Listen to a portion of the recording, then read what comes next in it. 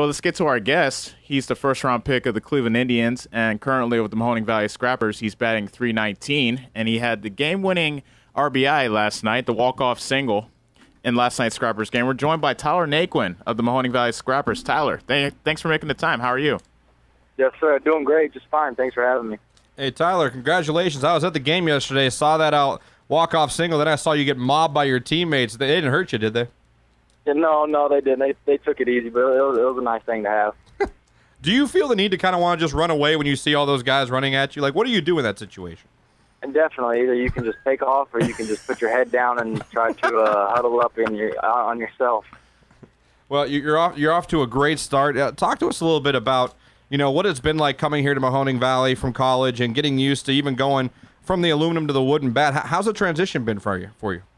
It hadn't been tough at all. Either way, you got to swing what they give you. In college, they made a different rule from the old hot bats. We had to swing a bat called a BB core, and it had more of a wood bat feel to it, more of a sweet spot to it. So transition is fine. You just got to find a good model that you like and swing the heck out of it, just like anything else. And coming to Mahoning, I love it here. Beautiful weather. There's a lot of nice people. It's a great town, and we get good fans here. So I couldn't ask for anything else.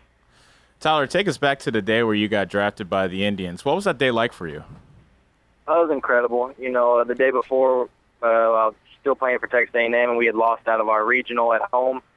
It was upsetting, but definitely, I knew the next day was the MLB draft, and that I had a good chance to go in the first round. And whenever I heard my name called 15th overall, it's just, it was definitely emotional. It was just a emotional roller coaster, just really just filled with joy. My whole family and everybody, really happy and glad that the ride was over. It just starts a new chapter in my life. God blessed me with the talents, and I'm just trying to play those abilities as far as I can. We're talking to Tyler Naquin of the Mahoning Valley Scrappers, and Tyler, what's it like traveling, like doing all the road travel now, and Is the grind getting to you, or is it just something that you're used to by now? It's fine. Like I said, pretty much the same thing in college.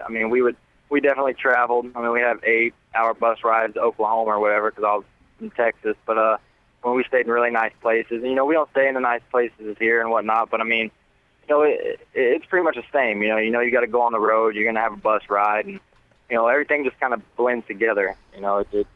Sometimes if it's Friday, I think it's Tuesday.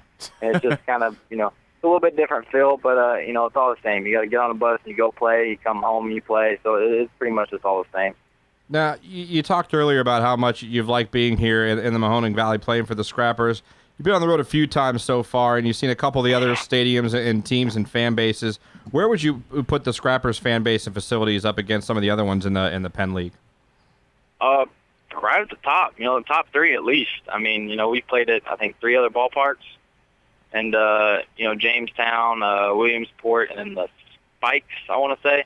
State College, yeah. They got State College. They got a nice facility that's Penn State facilities, but, they didn't have as many fans as us. It was a close call, but, they all got nice places, and, but ours is just as nice, and, we got just as great as fans. Now, I was at the game yesterday, and there are some fans that on yesterday's game, and very vocal, and they say things that are sometimes weird and borderline inappropriate. Do you hear a lot of that during the game? Do you guys hear that stuff? And how do you even play when you hear guys yelling constantly? Because I wanted to punch a couple people yesterday. Yeah, it's you get used to it. To be honest, I don't even hear those guys until even if I'm not playing. If I have an off day, I'll be standing in the dugout and then I'll hear them every now and again. But if I'm in center field, I don't hear them. Or if I'm hitting, I really don't hear them. It's all kind of how you want it to, give or take. If you want to listen to them, then you can. But if not, then you just really don't notice them. So it's good to be out in center field. For sure. For sure. One of the things also that you were highly touted when you got drafted by the Indians was your arm. And I was at opening day, too, where you wowed a couple people with that arm of yours. Is that something you pride yourself on? Oh, yeah, definitely.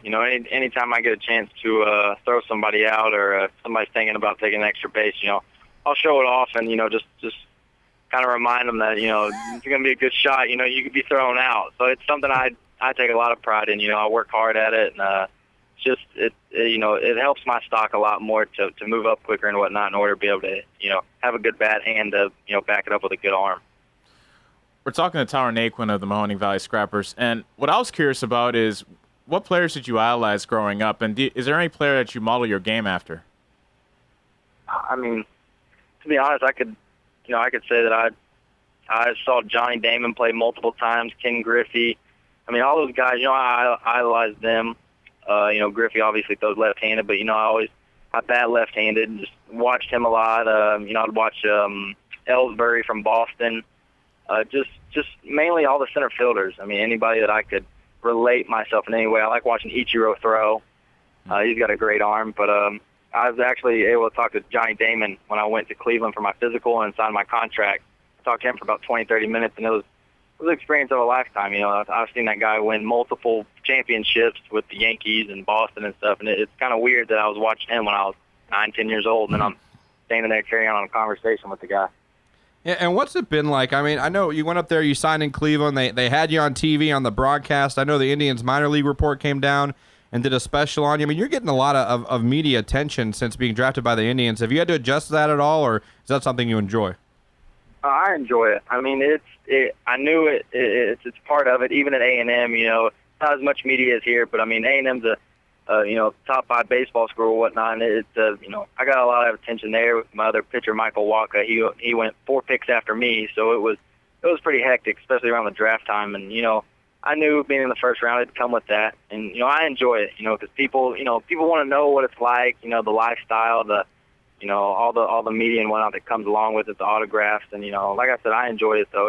It's not a problem, and you get to meet a lot of people and hear a lot of cool things, and like I said, just be around a different type of people all the time.